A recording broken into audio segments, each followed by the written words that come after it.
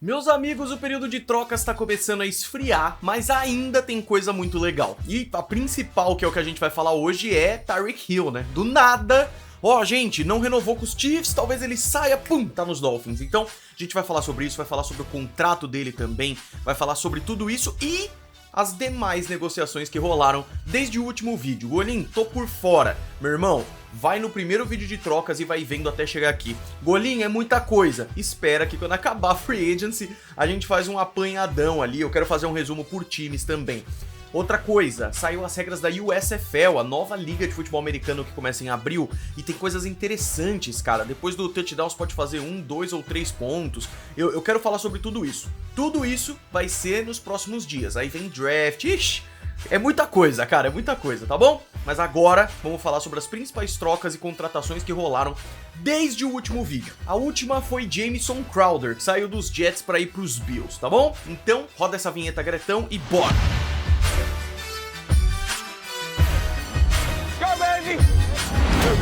Rock and roll, man.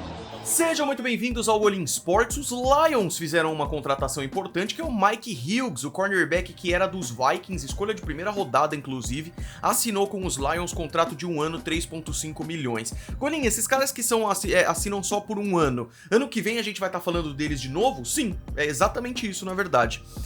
Aí, olha só, os Cardinals assinaram com o veterano Nick Vigil, que ele jogou em Minnesota na última temporada, 12 jogos, 85 tackles, e agora ele assinou com Arizona. Aí o Malik Willis teve a Pro Day dele, que isso tomou as notícias aí, a gente vai falar sobre draft, sobre os principais jogadores mais pra frente.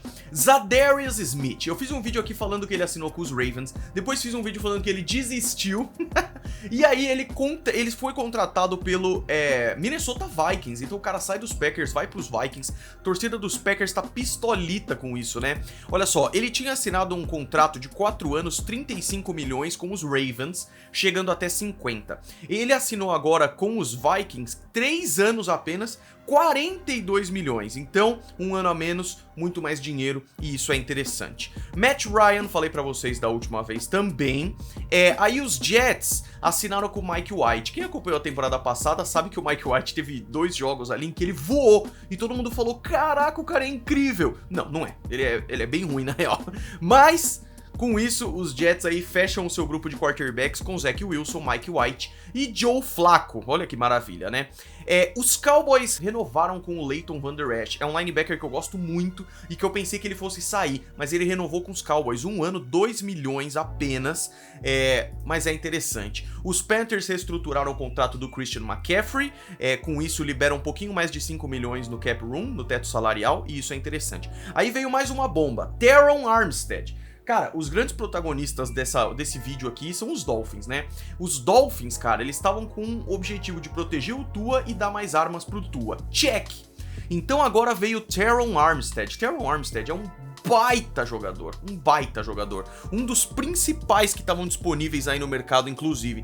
E ele saiu lá do Saints e a galera tava pensando que ele ia receber, tipo, 20 milhões ao ano. E os Dolphins assinaram com o cara um contrato até que bem tranquilo. E pensando que é um time que foi o pior time protegendo o seu quarterback ano passado em termos de proteção ao passe mesmo, de pressão, de bloqueio de passe mesmo, isso é muito bom, Então, olha o contrato do Teron Armstead. Ele assinou um contrato de 5 anos no valor de 75 milhões, ou seja, mais ou menos 15 milhões por ano, né? Um valor bem abaixo do que se esperava, incentivos que podem chegar até 87,5 milhões e tudo mais, mas ainda assim, que baita contrato que os Dolphins fizeram com ele, e com isso, olha a off-season dos Dolphins, cara. Assinaram com o Teron Armstead, renovaram com o Emmanuel Ogbah, colocaram a franchise tag no tight end Mike Gesicki, assinaram com o guard Connor Williams, muito bom também. Assinaram com 2 running backs excelentes, Chase Edmonds e Raheem Mostert. Só isso? Assinaram com o wide receiver Cedric Wilson, com o quarterback Teddy Bridgewater para ficar de reserva, o wide receiver Trent Sherfield, o fullback Alec Ingold e o cornerback ou special teamer Keon Crossen. Esses últimos aí menos relevantes, mas olha que interessante. Mas claramente não era a última coisa, porque o Adam Schefter postou ali à tarde do dia 23 de março, ontem, que o Tyreek Hill não renovou com os Chiefs e que Jets e Dolphins estavam atrás dele. E aí, BUM! Veio. Primeiro, os Chiefs assinaram com Austin Reiter, o center do ano passado. Tá, aí veio a troca dos Chiefs com os Dolphins, Tyreek Hill. Golim, quem é Tyreek Hill? É importante falar isso daqui porque eu sinto que é meio que um compromisso meu, assim. O Tyreek Hill, ele lá em 2014 teve uma polêmica séria de agressão na esposa, em que ele foi suspenso, ficou fora, teve probation, né, liberdade condicional e tudo mais pela justiça, tanana, tanana. Quando ele foi pro draft, inclusive achavam que ele nem ia ser draftado por causa de todas essas tretas. Mas ele foi draftado, os Chiefs escolheram ele em 2016 na escolha 165, meio que tipo, vamos ver. O cara foi bem, e aí...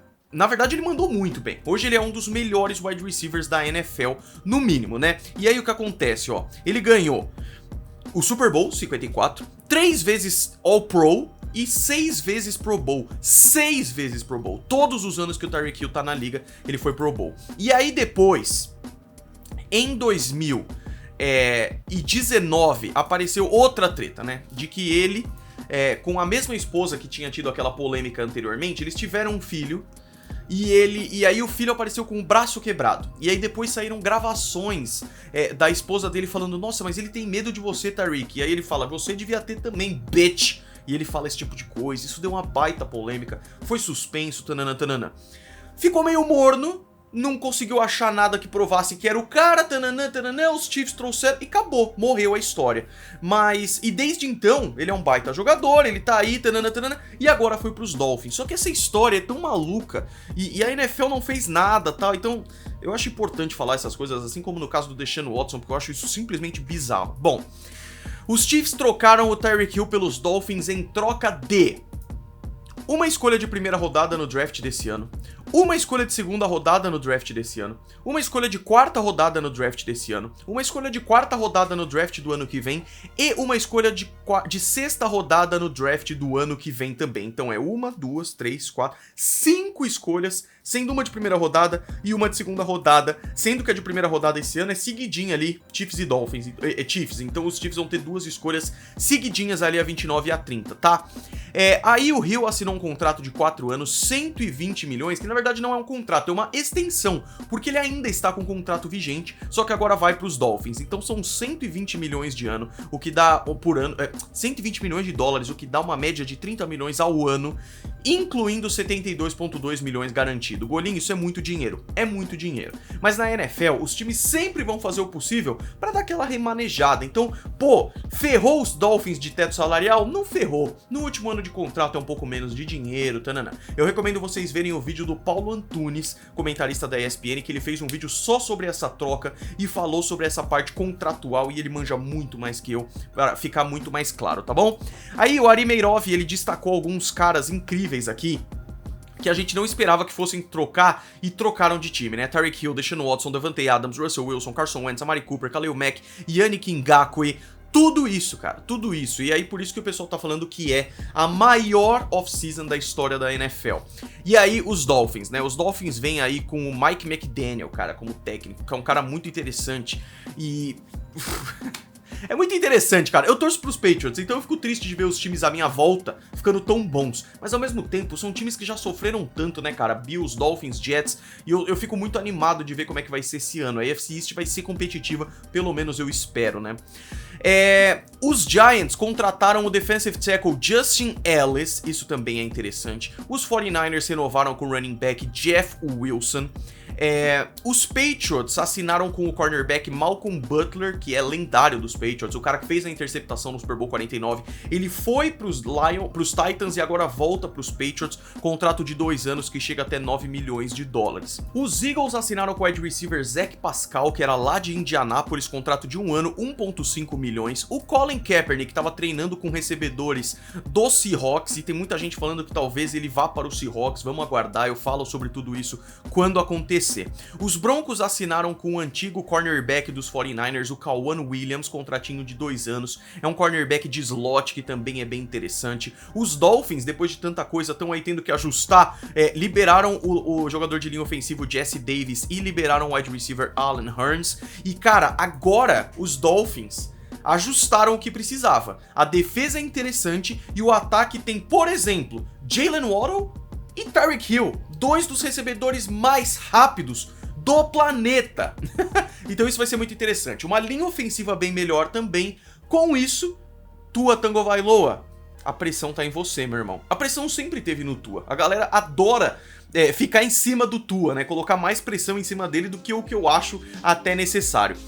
Mas agora realmente tá, porque agora ele tem uma linha ofensiva e recebedores muito bons. Então, se o Tua capengar essa temporada, a torcida não vai perdoar. Meus amigos, é isso para esse último vídeo de trocas aqui. Vamos ver se tem mais. Ainda tem fortes jogadores no mercado. Só de recebedor, cara, temos Odell Beckham Jr., Julio Jones, temos Jarvis Landry, temos DK Metcalf, Tyler Lockett. Então eu tô curioso para ver como é que vai ser. A gente se vê no próximo vídeo então. Se inscreve, dá um gostei. Um grande abraço para todos vocês. Fui!